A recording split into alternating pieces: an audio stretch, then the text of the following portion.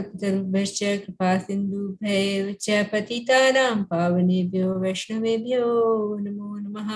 नमो विष्णुपादाय कृष्णपृष्ठाय भूतले श्रीमते भक्तिवेदान्ता स्वामिनिति नामिने। नमस्ते सरस्वते देवे गौरवाणी प्रचारिणे निर्विशेषा शून्यवादी पाश्चात्यादेशतारिणे। जय श्री कृष्ण चैतन्य प्रभु नित्यानंद श्री अद्वैता गदाधर शिवासादि भक्तवृंद। हरे कृष्णा कृष्णा कृष्णा हरे हरे, हरे Ram Ram Ram Hare Hare.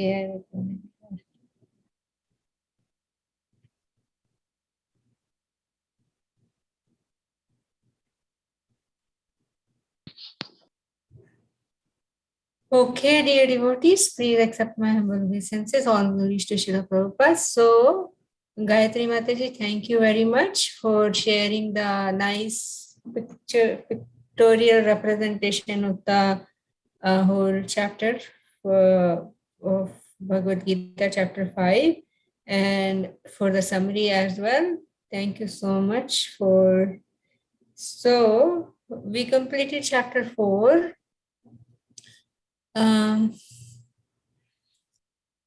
Anybody has any quick sharing from any kind of application or any other way from chapter 4 or any part of Bhagavad Gita? Anybody has anything to share before we begin chapter 5?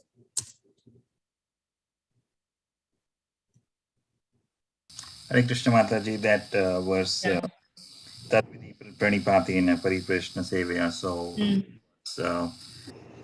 gives us the importance that what touches my heart is like gives us the importance of a bona fide spiritual master, and we should be acting submissively. We have to surrender. So then, because these spiritual masters have seen the truth, they can lead us to the path of the truth. Otherwise, we are just, as you said, Om Agyanatimanandasya. We will ever be in darkness. But if we surrender to them submissively, and because they have seen the truth, they can lead us to the right path. Yeah. Okay. Anybody else? Yeah, that is the important verse. And then after that, what happens? The knowledge, when we receive that knowledge from a bona fide spiritual master, in verse number 35, Krishna says, then what happens is we will never fall again, actually, because by seeing through that knowledge, we will be able to see Krishna in the living entities. Everybody we can see as part and parcel of the Supreme, right? Meaning everybody is Krishna's. Yes, ma'am. Yeah. Okay. So should we go on to chapter 5?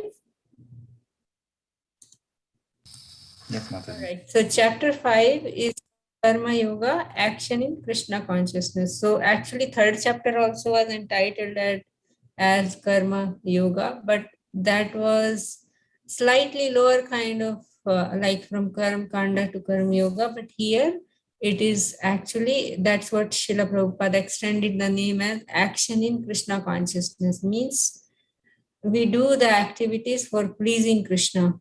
Right. So let me share my screen. What happened? Others are not going to join. Okay. Gayatri Mata, do you want to say before we get into the discussion? Do you want to? Mataji, what do you want me to say? If I want to say what? Meaning, like you want to go ahead and start the, because it seems like you did prepare. I did prepare, and I just also wanted to say that last time when we finished speaking, last time when we finished discussing, Bhagavati Prabhu asked this question: if something he asked about the if the sacrifice in chapter 3, if it has to do anything to the yagyas which were described in the chapter 4.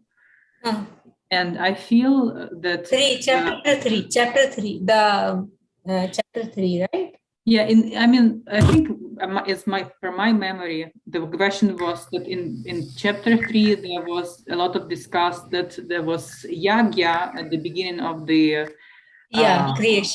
creation, and if that yagya has to do anything with the yagyas which were discussed in the number 4. So to my understanding, Krishna tries to tell Arjuna the same thing chapter from the chapter.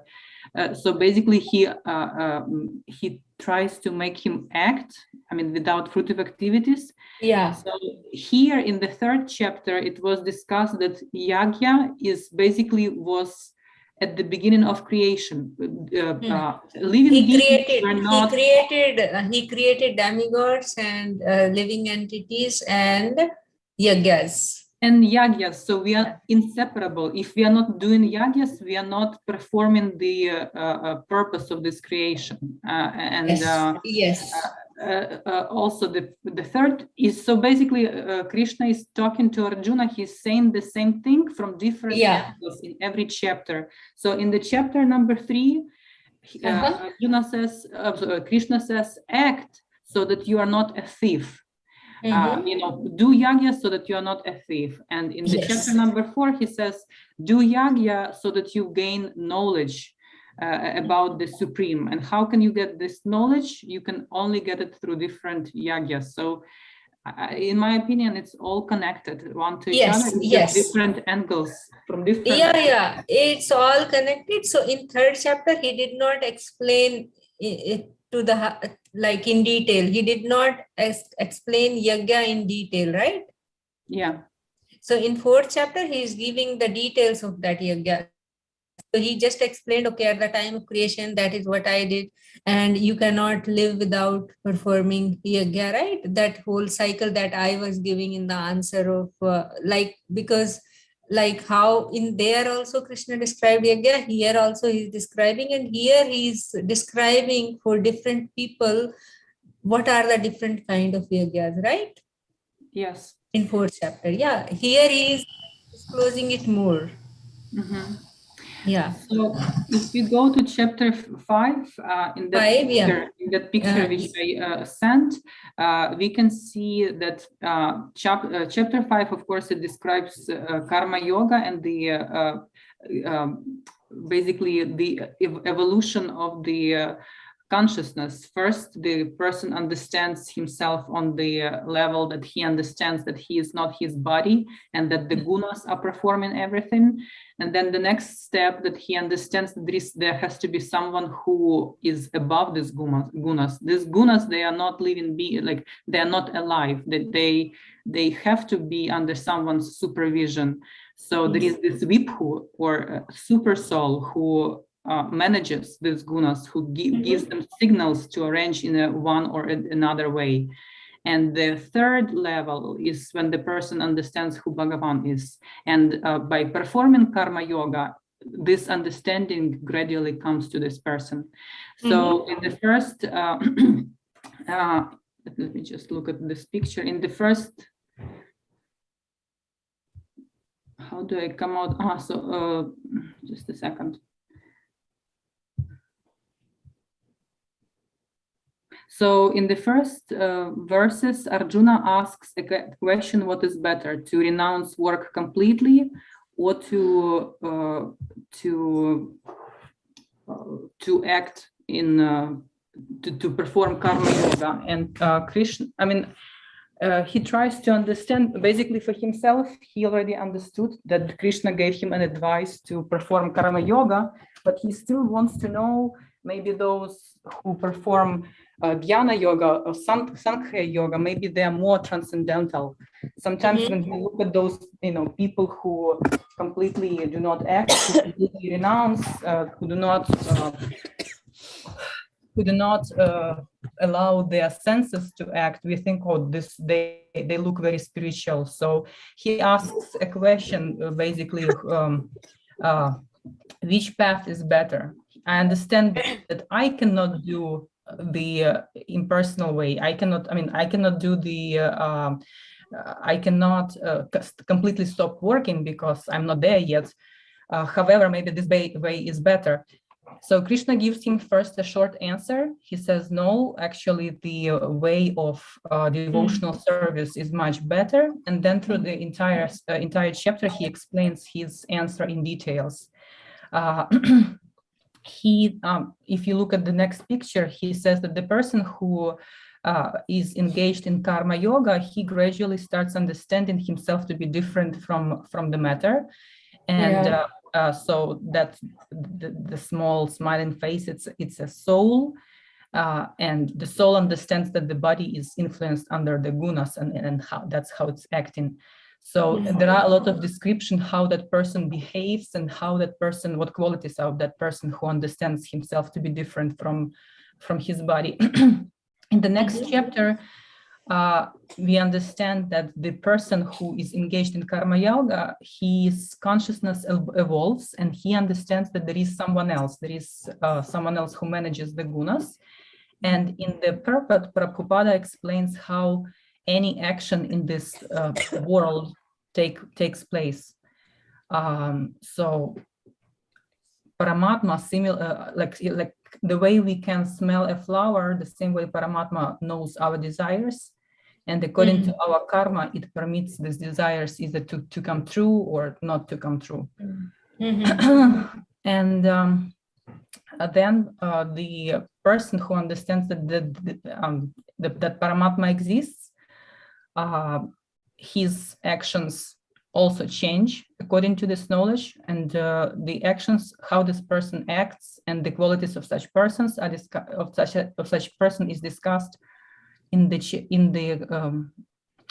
verses 17 to 26, and in the verses 27 to 28, this is the small two verses. These two verses, they basically describe chapter number 6, how the practice of mysticism works, and verse 29 gives us the peace formula. The person who understands Paramatma, who understands the gunas, gradually he starts understanding Bhagavan. He knows that he is the friend of all living beings, and he is Yagya-tapasyam, and that he owes everything in this world. Owns. All right. So should we do? So this chapter again, Karma Yoga, Action in Krishna Consciousness. So as Gayatri Mataji sent that summary of the chapter with the sections, the Arjuna is starting just like a question again as he started in the 3rd chapter, but it is slightly different. In there, he was not able to understand the difference between Karma Kanda and Karma Yoga, but now he is asking about, is it to actually not work, or should I work with devotion, right? So first section is from verse 1 to 6. So here Arjuna is going to again ask about similar but different question. So this section is like Nishkam Karma is equal to, it is easier than renouncing work. So that is what is this section about. Because Arjuna, in the heart of heart, he didn't want to fight because of his confusion, and because of his fear that he's going to kill all his relatives and he won't be able to enjoy. It is abominable. He is going to incur sinful reaction, and it is going to create Varna Shankara, and whole dynasty is going to hell and all that stuff he was thinking about according to Dharma Shastra and Artha Shastra. So, but then Krishna gave him the understanding of that, soul never dies. We are spirit, soul, not body. And it is the only body only dies, and it has to die anyways. So, and then Arjuna actually still, he is confused that should he work or should he not work. So, and Krishna is, so this is that, and Krishna is going to explain to him that Nishkam Karma means you do your duty according to your guna according to your dharma, according to your duties, according to your position in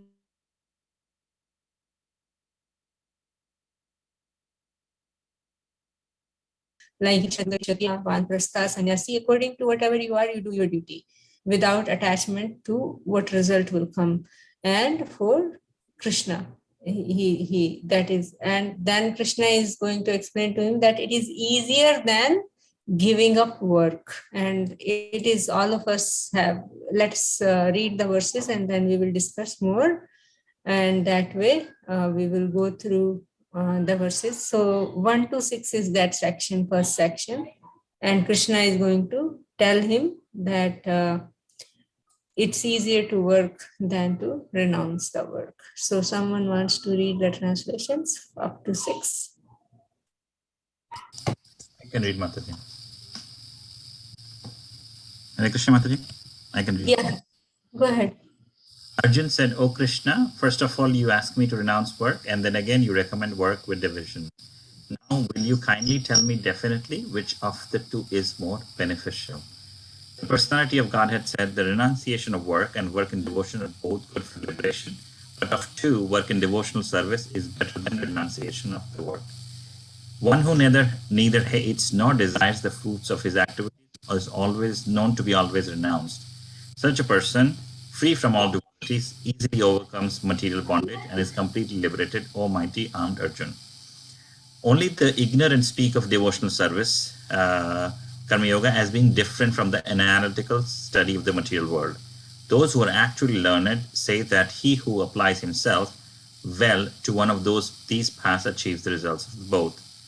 One who knows that the position reached by means of analytical study can also be attained by devotional service, and who therefore sees analytical study and devotional service to be on the same level, sees things as they are.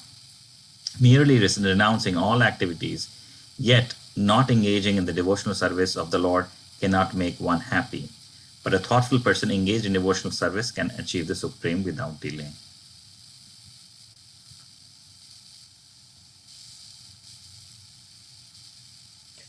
You want to say something? Mataji, again, we discussed this in the sections like here. Arjun is having the same question: should he renounce or work with bhakti? And Krishna is saying they are at the same, they are good for liberation, and they lead to the same path of liberation. But the work in devotion is much more easier. It's better than renunciation of work. And one example which comes to mind is Yukta Vairagya, right? You do your work, you utilize everything in the service of the Lord. That will free us from the material bondage. This renunciation of work, right? You denounce everything and you are not engaged in devotional service. You're just renouncing for the sake of becoming void. That is not going to get you anywhere. But if you work Nishkam Karma, and you offer all the fruits or the results of your work to Krishna, that is much better than renouncing. Yeah. So again, the first two verses are straightforward. Like we understood Arjuna's question, whether he should work in devotion or he should not, means he should go to forest and take sannyas like that, or he should fight but with devotion, without the expectation of results and without attachment to what will happen in the fight, just because as a Kshatriya it is his duty and Krishna is telling him to do, so he do it. So either he should do that or he should go to forest. So that is what. And then Krishna is answering here in the second verse that that actually if you do renunciation in a proper way and if you do work with devotion according to your dharma and following the instruction of Krishna, both are actually going to be able to take you to liberation. But if you engage in devotional service, that will be better than renunciation. So in third chapter, Krishna spoke about if we immaturely renounce, then we are called mithyachara, meaning my mind is, we discussed that akarma, vikarma and all that, right? But in third chapter, when Krishna is speaking about that if we immaturely renounce our duty, like Arjuna, his Kshatriya duty of fighting, if he just want to not do it because of he has a fear of killing his relatives, then but his mind, because that is a Kshatriya's mind, is always like fighting, right? It's his duty. And so if you don't do it, but your mind is still going to be doing that activity, so then you are going to be a pretender, basically. Mithyachara means pretender. So there is a danger in renouncing our work, because then we won't be able to do what we should do actually. When one renounces, like, then one should be supremely fully fixed on in the process, like meditation or chanting or whatsoever, right? But if we are engaging all our senses in the service of the Lord, then it is easier for the mind and the heart to be fixed on the Supreme Lord, right? So we can think of our own selves, like, if I just say that, okay, today I'm not going to work, do any household chores or anything. So what do we do that day, right? So the mind will keep chasing us for different things. But if we are engaging our senses in positive service, then it is easier for us to do some devotional service than sitting just ideally and not doing the duty properly, right? So then the third verse, one who neither hates nor desires the fruits of his activities is known to be always renounced. Such a person, free from all dualities, easily overcomes material bondage and is completely liberated, O mighty Arjuna. So here, this Krishna is speaking about, one second.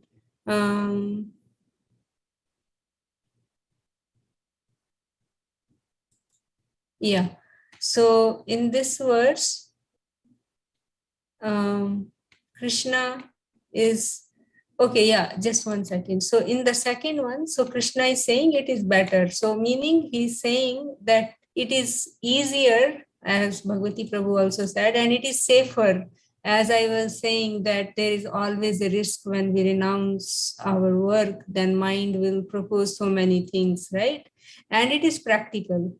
Working is more practical. Working with knowledge is better because it is more practical, also safer, easier, and more practical. So that is what here Krishna is telling Arjuna.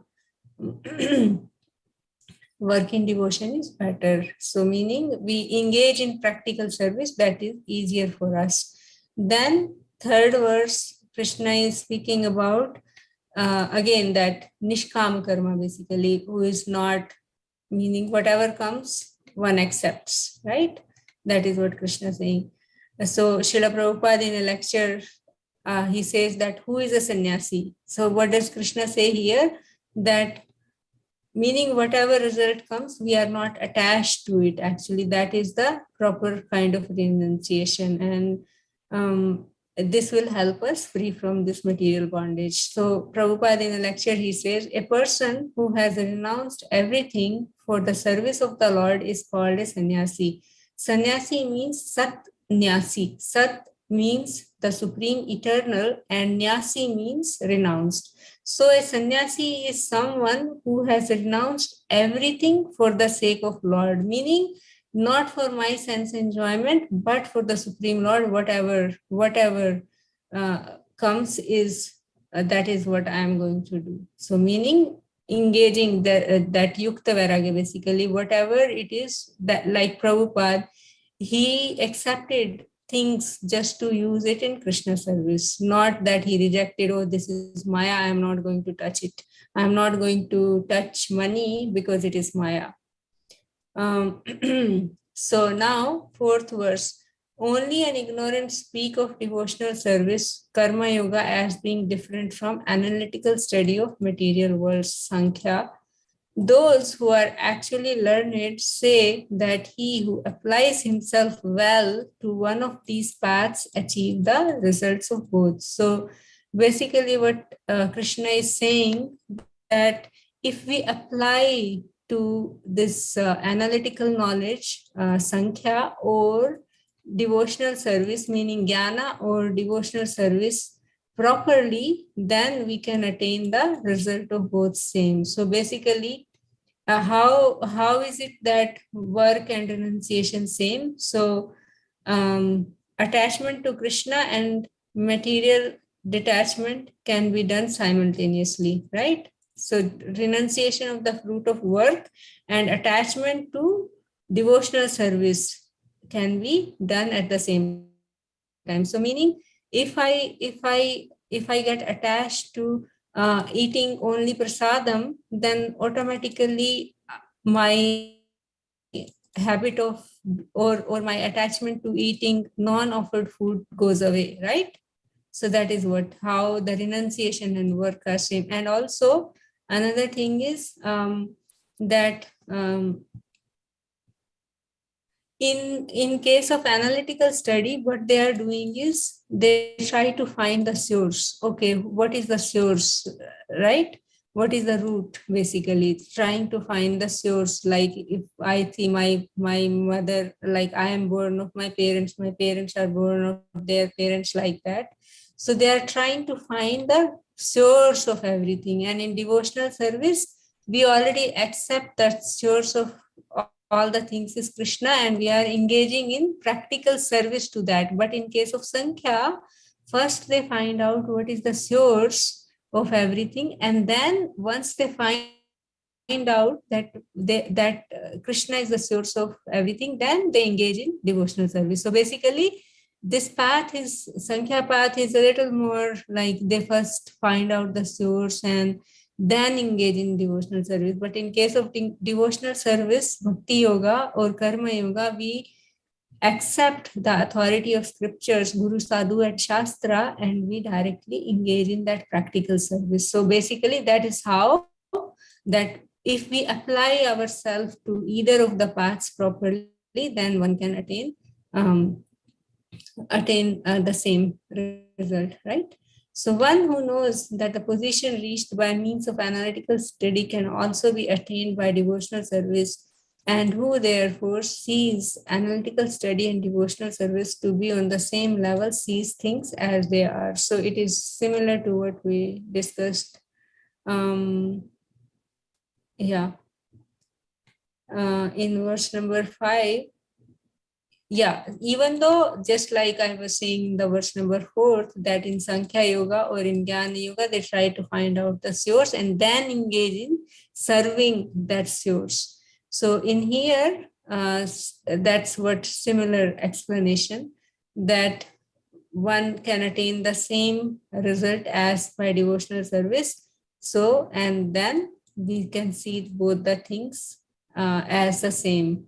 But still, practical service is easier than and better than just engaging in, because it is safer, easier, and practical.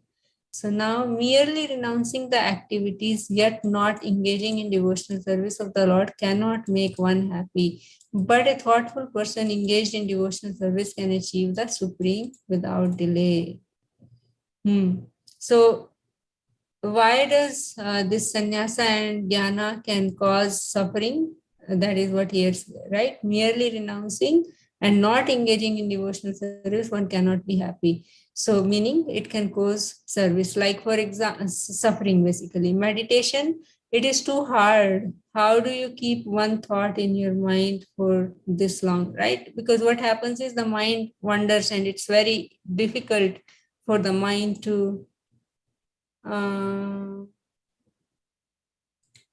okay. Yeah. So the mind just it's hard to just engage in meditation, but it is easier for one to perform devotional service, and it's easier for us to engage in some devotional service than to just sit and meditate, right? So there are differences between devotion and renunciation of work, meaning engaging in devotional activities and renunciation of work. There is difference. How it is different? So in case of renunciation, one has to be first purified by prescribed duties, as we heard in third chapter. And in case of devotional service, process itself the process of devotional engaging in the service of the Lord, it automatically purifies one. Just like, for example, if we chant, initially we may not have taste or anything, but the name of Krishna is so powerful, and it will help us to connect to Krishna. And then we hear all the time that Krishna is just like sun. Where there is sun, there is no question of darkness, and Maya is like darkness. So if we connect with Krishna, if we engage in any of the devotional service, then we are in association of Krishna and our hearts will be purified. Then in case of renunciation, simply that knowledge, it is insufficient for liberation. Action is really required. We have to act, right? Because the spirit soul is Satchidananda. It is always active. So one has to act. And if we act in our constitutional position as servant, then it is easier for us, right? And in case of renunciation, there is always a risk of falling down. But in case of devotional service, there is guaranteed success, as Krishna speaks in Bhagavad Gita multiple times. If you engage in my devotional service, I'll take care of you, right? And there is incomplete renunciation. There is a chance of immature and incomplete renunciation. But if we use everything in Krishna service, means if we take the path of devotional service, karma yoga or bhakti yoga, then we are engaging everything in Krishna service. And in case of renunciation or Sankhya yoga, as we heard Krishna answering Arjuna, and then one finds the root Vishnu, right? But in case of devotional service, one is watering the root. So just like that, there are differences. And when we are just sitting and meditating, it's not like we get a very happy feeling. But when we are engaging in so many other different services of the Lord, one feels happy, right? Yeah. And in case of this Sankhya yoga or Jnana yoga, one has to restrict his senses. There is no relish of transcendental devotional service. But in case of bhakti yoga, one or karma yoga, one senses are engaged and one can do multiple devotional activities and one feels happy.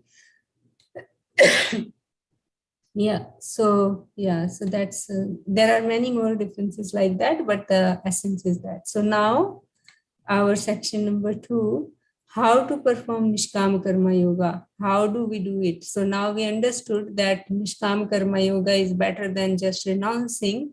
So now how do we do it? So in verses 7 to 12, Krishna describes that. Someone wants to read the translations? Mataji, I wanted to say a few things, about the first section of this chapter. Before reading Bhagavad Gita, like more or less profoundly, when I heard the expression Jnani or Sankhi, I almost was feeling that it is a curse word. It's like some demeaning word. It's a very, very bad thing. But this chapter actually helped me understand that Jnana or Sankhya by itself is not bad. What is bad is lack of devotion.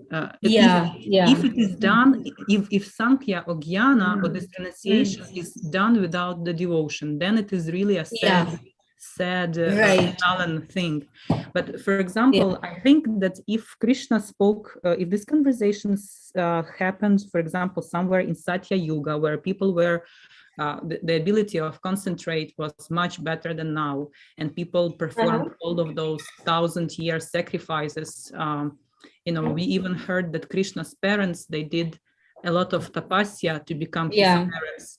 So I think if this conversation happened in the Satya Yuga, maybe he would not completely say do not renounce, or sometimes even,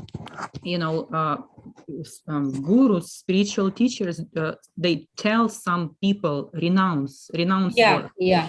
And even, I mean, the only bad thing is the lack of devotion. Even if we are if we compare in our tradition, in ISKCON, a householder, and for example, a Maharaj, we can see that the Maharaj engages his senses in much less than householder. I mean, he, for example, some Maharaj doesn't have wife, doesn't have children, doesn't have car, doesn't have a house, doesn't watch TV.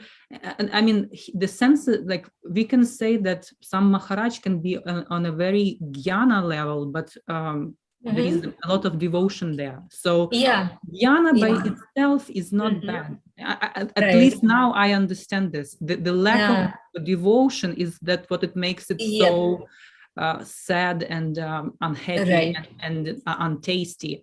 So I just can imagine that jnana, for example, if the person goes outside, lives by himself, okay, no TV, no radio, nothing, no electricity, no car, no children, no family, but for what? He does it just to renounce. Of course, that's a very sad story. If the person, okay, maybe he eats only rice, plain food, no spice, I mean, no people to discuss. That's a very, I mean, no happiness in this. That's true. But if you have the same jnana, but you do it in devotion, that's not bad. So here Krishna says that just mere renunciation doesn't give happiness, but if you work in devotion, then it gives you happiness. So that is what here, what Krishna is saying. If we think that jnana and this devotional service is different, that is nonsense, right? Yes. Because we have to apply it properly, right? It's at the same level, see things as they are. So that is what Krishna is saying here. So he is also saying that we can achieve the same result. Only thing is, those who are actually learned say that he who applies himself well. So this part is not proper, right? If even a jnani, if he applies, it means once they find the root, means once they find the source, okay, I am a tiny living entity and my source is the Supreme Lord. So then what should one do, right? If one does not do that part, then it is not correct. But if one does that part of engaging in the devotional service, then it is fine, right? Yes, and I think even if we, take as an example of that Vishwamitra Muni or different munis who were doing this tapasya for 1,000 years underwater or standing on one leg, if they know for who they do it, if they know, that there's supreme source, and they do it for supreme source, even that tapasya becomes sweet. Yes, correct. 100%. Yes, Mataji. So meaning in itself, nothing is bad or good. How we apply it, that is actually the main thing, right? So should we go to section 7 to 12? Yes. Okay. Someone wants to read?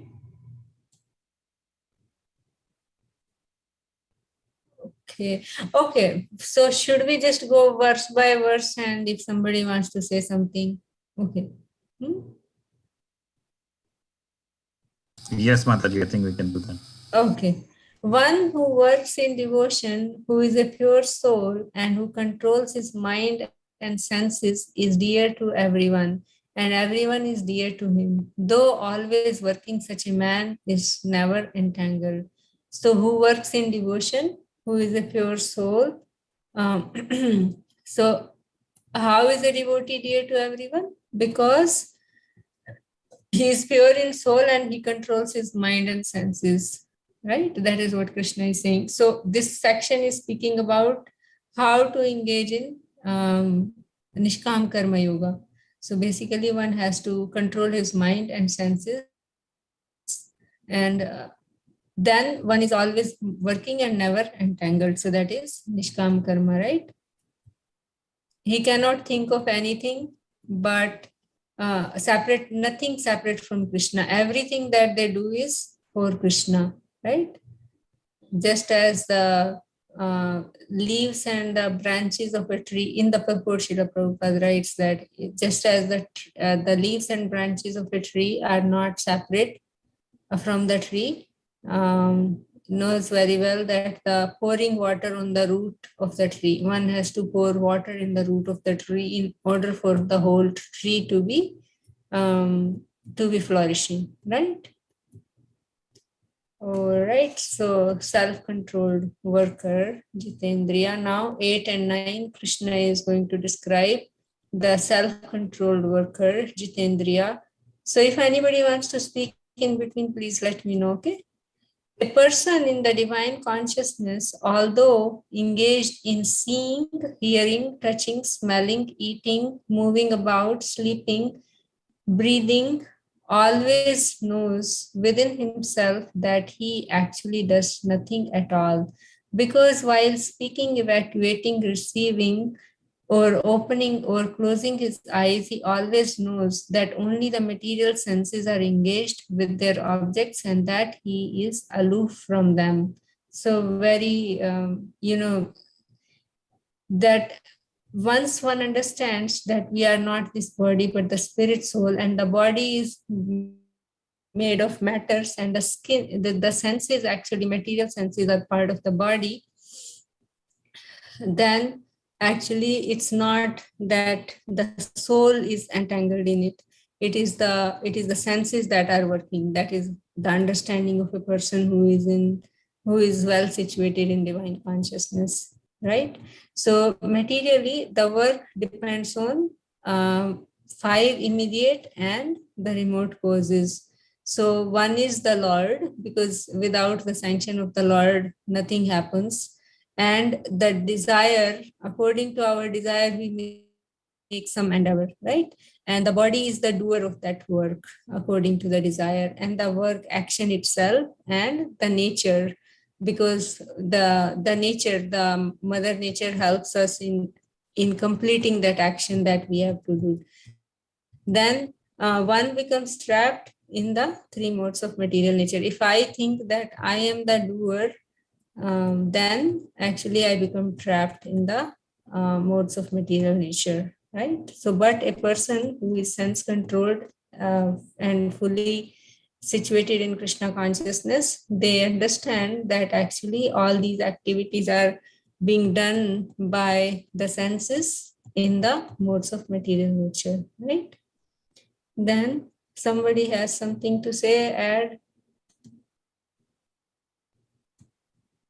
All right, so continue. Should I continue? Or if someone else want to continue, please go ahead. Okay, if not anybody, then I will continue. One who performs his duty without attachment, surrendering the results onto the Supreme Lord, is unaffected by sinful reaction, as the lotus leaf is untouched by water. So does detached work result in any sinful reaction? So Krishna is saying that when one is performing the detached action, meaning not for himself but for Krishna, then there will not be any sinful reaction. That is what Krishna is saying. And this is the analogy. The lotus, the water, actually, if you put water on the lotus leaf, lotus flower, then it will just drip off. It is not going to wet the leaf, right? It just slips off. Yeah. So this can be understood like one who performs the duty with attachment to Krishna. That is also the same, right, Yes. Mataji? Like Yes, attachment to Krishna, not to the result of the work. Okay. Right? Yes. Not to the action or not to the result, just for attachment. Okay, because I love Krishna, so I'm going to cook and offer to Krishna. Not that, oh, I love this food, so I will cook and eat, right? Okay, Mataji. Yeah, like without attachment, this without attachment is only to the material world, but we can do all the duty with attachment to Krishna. Attachment to Krishna. So actually, this without attachment means with attachment to Krishna, and without, meaning if we don't have attachment to Krishna, then this without attachment will not happen, because a person has to be attached to something, either Krishna or material world.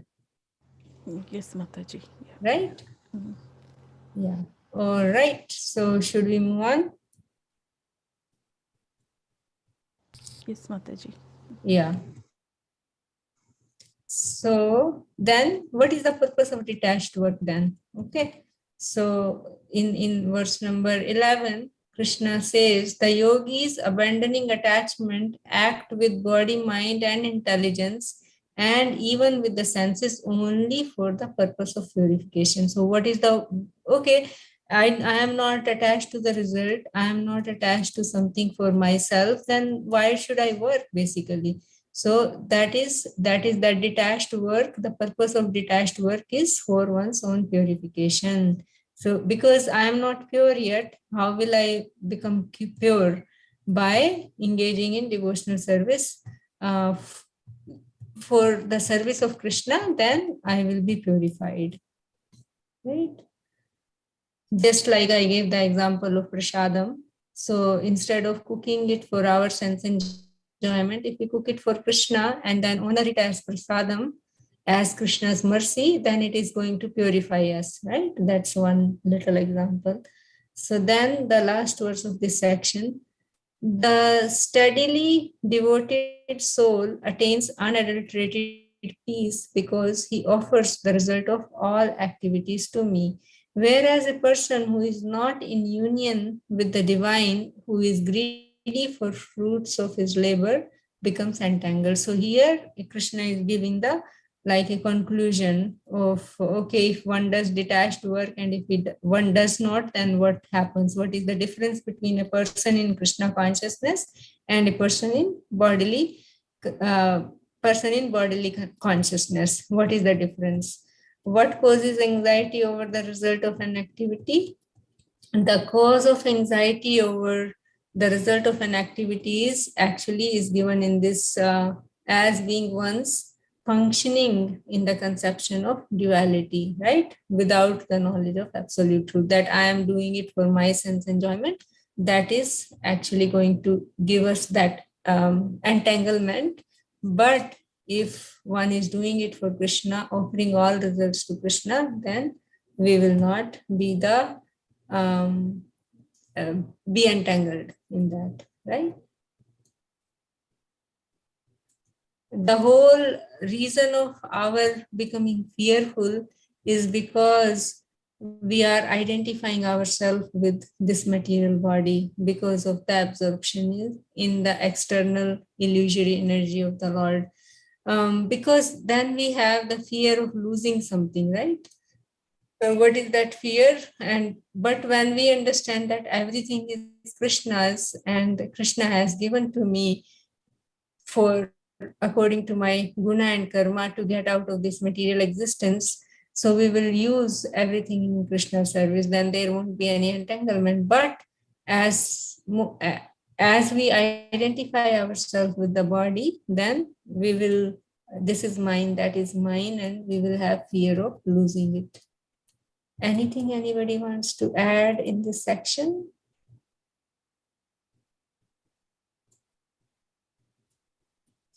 Everybody is quiet. Got it, Mataji. We got it, what you're saying. Yes, Mataji. Just today it happened, like when I was doing a work, I got hurt. So when I started to think, okay, this is, I should not get entangled with that. Okay, did I do something bad? That's why I got this hurt. Then it gives more pain. But if you think, oh, something happened in the past, this is a result of that, now I'm out of that karma, then that gives a relief and less pain. So yeah, meaning so that's like, blame anybody, but we understand that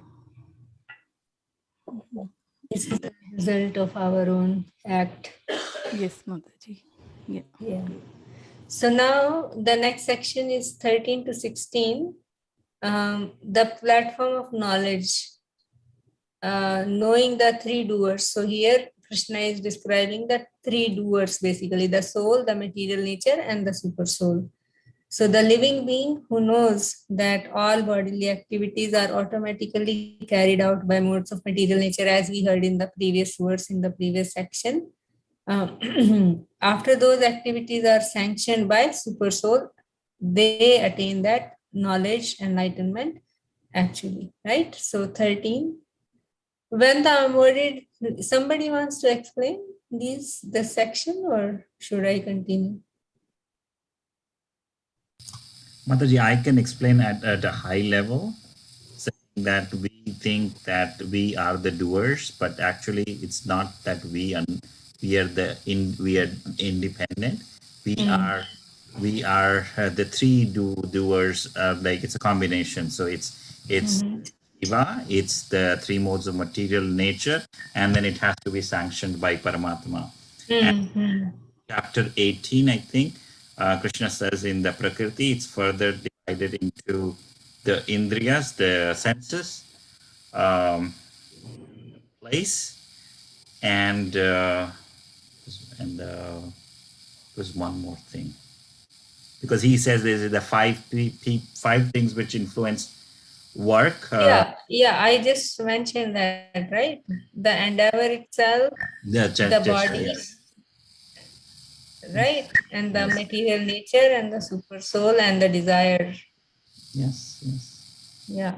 So those are the five doers. We will hear in detail in 18th chapter about those. So yeah, so this section talks about that. So let's quickly read the translations, actually. When the embodied living... Yeah, go ahead.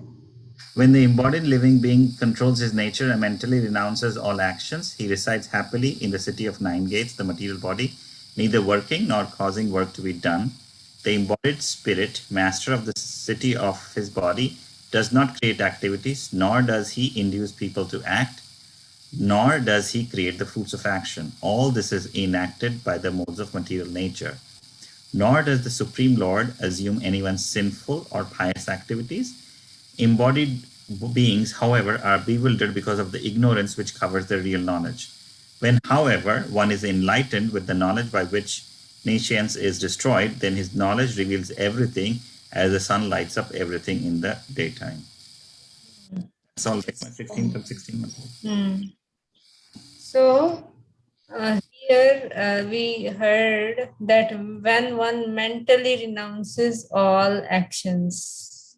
So in the previous also we heard that because actually, so what does it mean? So basically when we, in the conditioned stage, we identify ourselves with the body, right? So whatever belongs to body is mine, and all that stuff happens. But when one identifies himself with the Lord within himself, he becomes just as free as the Lord, even while in this body, right? A devotee, he does not identify himself with the city of this, his material body, and he does not think himself as doing nothing. He endeavors, but knows that the success actually depends on the powers beyond him. It is just by the sanction of the Supreme Lord that activities gets done. So then what is the result of such consciousness? When one is actually mentally renounces all actions, then what is the result?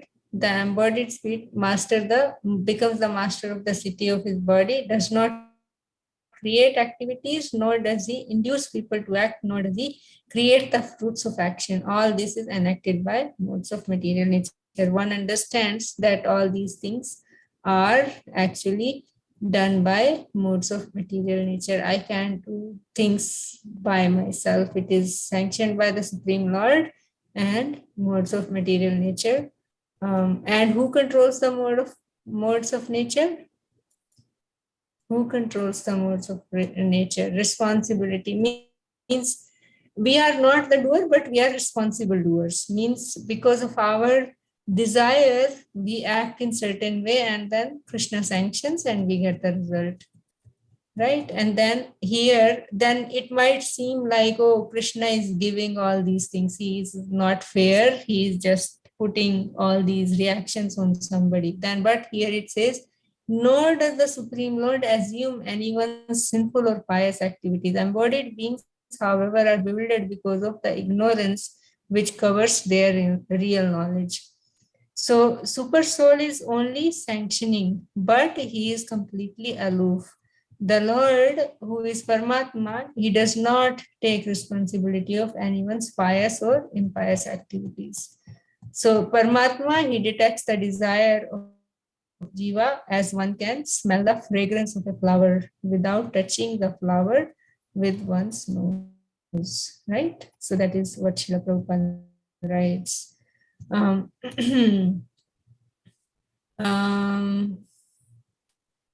so we have desires, right? And when we do work towards fulfilling those desires, so it is us who is, trying to fulfill those desires. Lord is not responsible for the actions and reactions of the particular situation, right? Which we desire.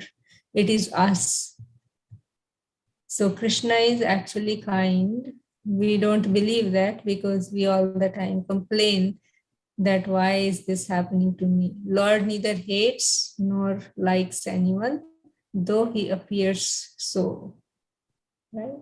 So basically the three doers, soul and the material nature and the Lord. We desire, our material nature fulfills those things and Krishna sanctions. And based on what we desire, we get the reaction to that, right?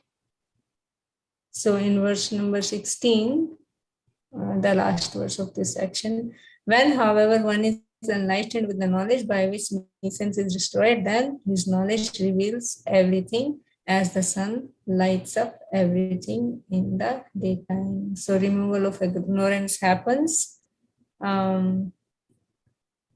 Understanding, one can understand the interactions of living entity and the three modes of material nature and the Lord, right? So, and perfect knowledge happens, attained, achieved when one surrenders to Krishna. And it can be, as we heard in 4th chapter, it can be heard from a person who is in perfect Krishna consciousness. So we should seek out a bona fide spiritual master and under him learn what Krishna consciousness is. Right, then this darkness will be removed. Okay, devotees, it's already 8:31. So if someone has something to add, correct quickly for a few minutes, we can stay. Otherwise, we can go. Mataji, I have one doubt, Mataji. Yeah. Like you say that Krishna is the doer, whatever we are doing is all like powered by Krishna, like he is the doer and we are. He is not the doer. So okay. He's sanctioning. So we desire, we have the desires, and the material nature makes arrangement for fulfillment of those desires, and Krishna sanctions those desires according to what we deserve. But we might want a good as well as bad, like Mataji. Then how does Krishna give? If he asks about bad also, you mean to say that he gives his sanctions? Depends. Yeah, it depends on our. It depends on what we deserve. It depends on what kind of karma we have done, what kind of result we deserve. Just like a student, whatever kind of preparation he may have done, what kind of questions, whatever way the question might have been answered by the student, the teacher is going to give the student the marks according to that, right? Yeah. So similarly, according to what we have done in our past lives, so according to that, Krishna sanctions the things to happen in our life, but it's not that he dumps something on us. It's not that, let's say I am wanting to have some kind of sense enjoyment, go and watch a movie, right? So it's not that Krishna is prompting me to desire that I should go and watch the movie. Okay.